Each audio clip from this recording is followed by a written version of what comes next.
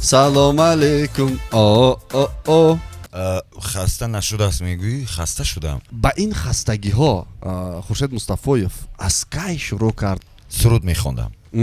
اکتوری عموما نه در فکر و خیالم نه. باز من در پیش اکای خورشید سلام علیکم گفتم ششتم دلم زد، من فکر کردم که منم باید سلام علیکم باید وزیر یگان سرود حتما میسراید البته.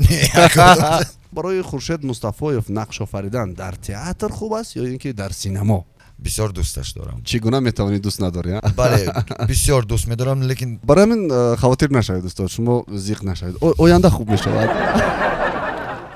من 20 سال انتظار شدم.